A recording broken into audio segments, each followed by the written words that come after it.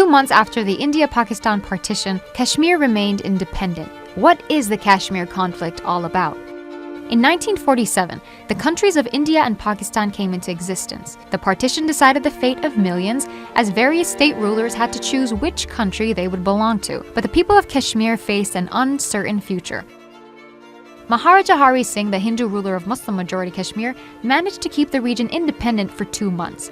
He did this by signing a standstill agreement with Pakistan and sending a similar agreement to India, which favored continuing discussions.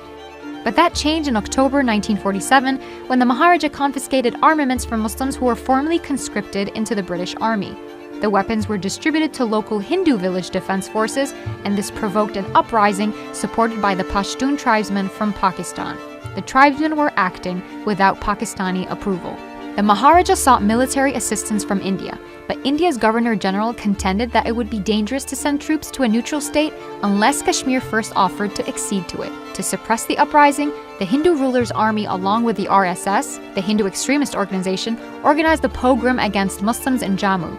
There is a dispute over the number of Muslims that were massacred and could be anywhere between 20,000 to over 100,000. This massacre was part of a widespread violence in the subcontinent in which reportedly over 20,000 Hindus and Sikhs were also killed.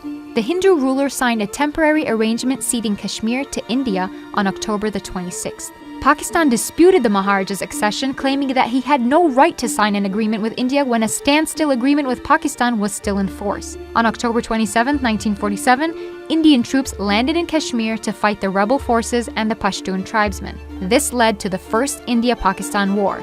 During the war, India's then Prime Minister, Jawaharlal Nehru, promised a referendum.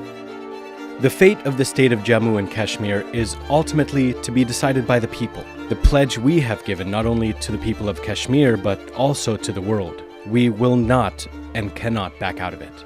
A little over 2 months later, India referred the dispute to the United Nations. A resolution was passed on August 13, 1948, asking both nations to withdraw their forces. Once that happened, a referendum was to be held, allowing the people of Kashmir to decide their political future. But troops were never withdrawn, and the referendum never happened.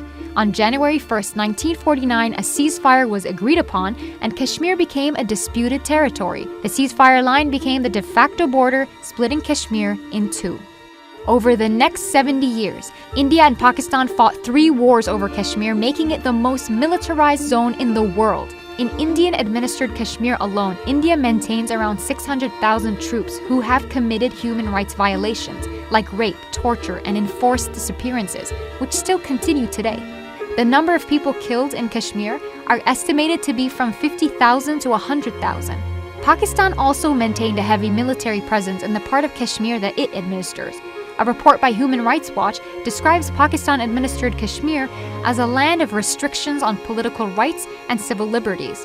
A poll published by think tank Chatham House stated that nearly half of the people living in Indian and Pakistani parts of Kashmir want their disputed state to become an independent country. Will Kashmiris ever get a chance to decide their own fate?